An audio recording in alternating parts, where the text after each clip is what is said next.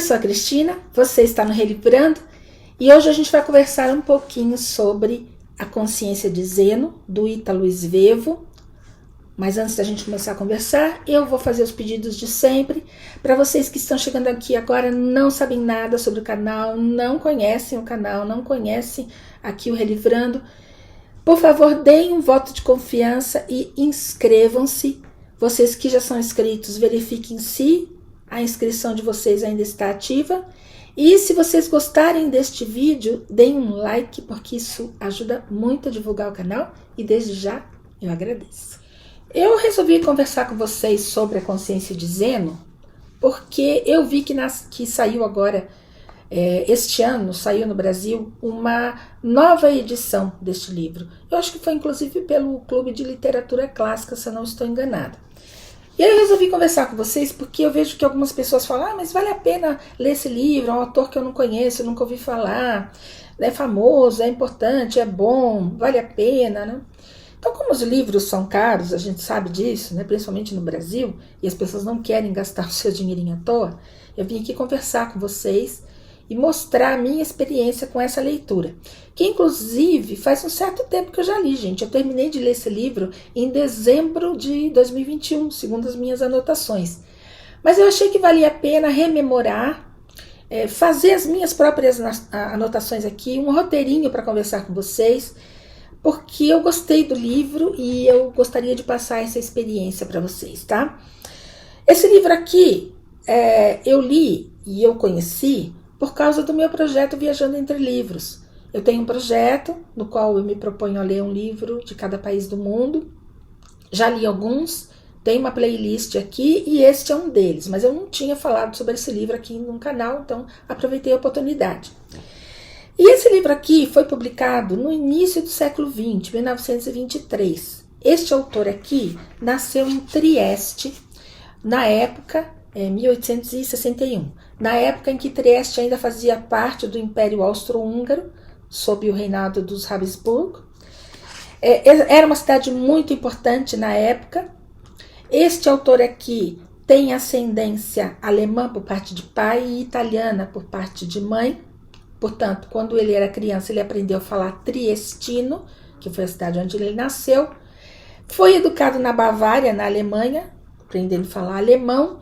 E aí a terceira língua, o terceiro idioma que ele aprendeu foi italiano. Foi o idioma que ele usou para escrever esse livro aqui. E ele viveu nesse período, então, bastante conturbado, do final do século XIX, início do século XX, onde a gente tinha um clima bastante hostil na Europa. O momento da unificação da Itália, né, quando ele era criança, a Itália ainda não estava unificada. E ele viveu esse período aí pré-Primeira Guerra e durante a Primeira Guerra também. E ele coloca todas essas coisas no livro dele, neste livro aqui, tá bom? O nome real dele era Ettore Schmidt, tá? Isso é mais uma curiosidade, tá bom? Os dois primeiros livros dele, gente, foram publicados 25, 30 anos antes desse aqui. E ele só publicou este livro porque ele foi incentivado pelo James Joyce. Ele fez amizade com o James Joyce quando o autor foi passar um período em Trieste. Ele já era relativamente conhecido, já fazia um certo sucesso. Então ele foi passar um período em Trieste, travou conhecimento com o Svevo, leu os dois primeiros livros dele e disse para ele: olha, você tem que escrever, você tem que sentar e escrever. E deu maior incentivo para ele. Ele realmente fez isso, sentou, escreveu o livro, deu para o Joyce ler. Ele leu, gostou. Aí o que eles fizeram? Pegaram esse livro e o Joyce levou esse livro para a França, colocou na mão dos críticos franceses. Eles leram, gostaram e fizeram boas recomendações e resenhas do livro. Aí ele retornou com o livro para Trieste, para a Itália, e aí eles editaram o livro, tá? Bom, esse livro fez sucesso na época, mas infelizmente o Svevo não viu muito tempo desse sucesso, porque logo depois ele sofreu um acidente de carro e morreu, tá? Este livro do Svevo trouxe algumas novidades para a literatura italiana. Então, o modernismo, que já havia se espalhado pela Europa, inclusive o Joyce é um exemplo, né, desse tipo de literatura, não havia chegado na Itália, que nessa época já estava unificada. E o Svevo pegou algumas dessas características e dessas técnicas modernistas e colocou nesse livro aqui. Então, veja, é um livro que não vai agradar todo mundo, justamente por ele lançar mão dessas ferramentas modernistas, tá? A história é muito simples, é a história de um homem que está tentando parar de fumar. E ele já tentou de tudo, ele tem um médico, ele já fez várias terapias para parar de fumar, não conseguiu. Inclusive ele foi internado num sanatório, mas ele não parou de fumar. O que ele fez foi subornar os guardas para comprar cigarro para ele. A última tentativa do médico é a seguinte: olha, escreva um diário, coloque nesse diário os seus pensamentos, a sua vida, as suas experiências, uma espécie de catarse, né? E vamos ver o que dá. E é este diário que está aqui, né? Com ele que a gente vai conhecer o Zeno, tá? Só que, vejam, vamos começar aí com as inovações modernistas, né? Então, quem escreve o diário é o Zeno, claro, é um diário. Só que quem editou este livro não foi o Zeno, foi o médico dele. Ele pegou este livro, esses relatos, e editou como uma vingança pelo Zeno não ter terminado o tratamento, ter interrompido pela metade, né, antes de parar de fumar. E aí o Zeno diz o seguinte: eu estou contando história, mas nem tudo que está aqui é verdade. Então a primeira inovação é essa: o narrador não é um narrador confiável. Outra ferramenta da qual ele lançou mão foi esse passeio no tempo. Como é um diário, né, como é uma coisa que ele vai relatando conforme as ideias vão vindo na cabeça dele, ele faz um passeio no tempo, um vai e vem, né, durante o livro todo. Então isso também foi uma inovação. Mas eu acho que a inovação mais importante que ele fez foi utilizar as técnicas freudianas para escrever as memórias dele. Estou falando agora do Zeno como se ele fosse realmente um escritor. Ele lançou mão, né, das técnicas de psicanálise para analisar várias coisas que estavam acontecendo com ele. O Freud foi contemporâneo ao Ítalo Svevo, então as técnicas do Freud ainda estavam muito frescas. Elas eram conhecidas na Europa, mas estavam muito frescas em termos de utilização. E o Ítalo Svevo foi muito inteligente e colocou isso no livro, né? Então o livro ficou muito, diríamos, avant-garde, né? Para a época em que ele foi escrito, na Itália, claro, né? É da Itália que nós estamos falando e é de um escritor italiano que nós estamos falando, em 1923. E através das lembranças do Zeno, a gente vai conhecer a vida dele, né? A sua carreira, a formação que ele teve, a vida amorosa, o casamento, a família mesmo dele, a relação dele com o pai, as consequências da morte do pai na vida dele. A gente vai conhecer a maneira como ele se relaciona e como ele conheceu o futuro sogro. Ele conheceu o sogro antes de conhecer a esposa. Aliás, o sogro tinha 4 filhas, né? E o Svevo escolheu uma delas. Ele gostou de uma delas, era com ela que ele queria casar. Mas a coisa parece que não saiu bem como ele pretendia e ele acabou casando com outra. Então isso tudo a gente vai conhecer através do diário dele. O casamento foi um casamento relativamente feliz. Ainda que no meio do caminho ele tenha tido um caso, ele vai relatar todas essas coisas para a gente. Além disso, a gente vai conhecer um pouquinho sobre Trieste, né, sobre o que estava acontecendo ali naquele momento, um momento imediatamente anterior à Primeira Guerra. A gente vai conhecer ali os costumes, as relações familiares. E Trieste, naquele momento, era realmente uma cidade muito importante, era a 4ª maior cidade do Império Austro-Húngaro e era o único porto que eles tinham, né, o porto de saída. Então era um porto marítimo, né? Era um lugar muito importante para o próprio império ali. E essas mudanças que estavam ocorrendo impactaram o império e, obviamente, os cidadãos, né? Impactaram para sempre, inclusive com a queda do próprio império, né? Austro-húngaro. Né? Bom, e é por isso que o livro traz essa sensação, para a gente que está lendo, de ruptura, né? O tempo inteiro. Mas eu tenho que dizer que não são só flores, né? Esse livro aqui tem um primeiro capítulo que é bastante embaçado. Eu achei assim até muito chato e quase desisti do livro por causa disso.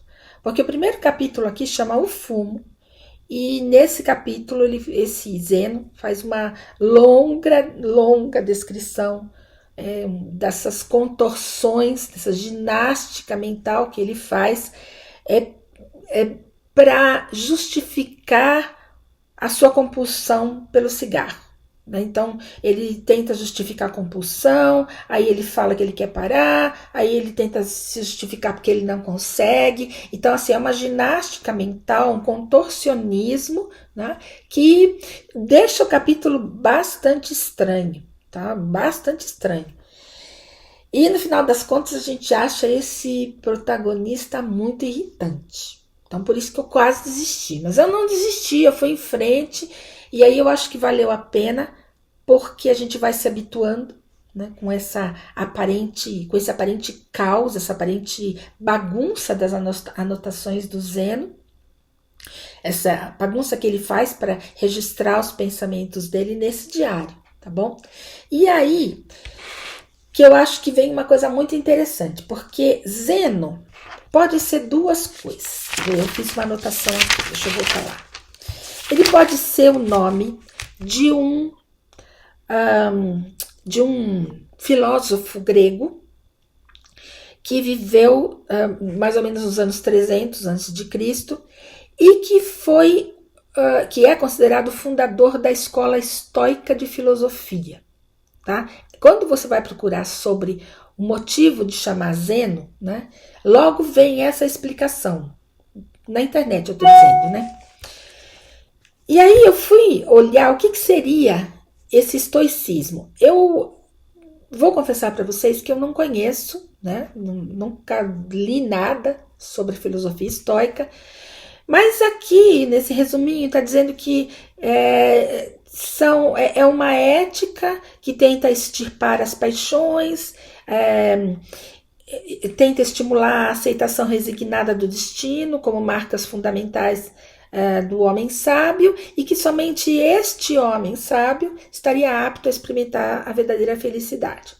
Bom, tá bom, né? Eu achei interessante.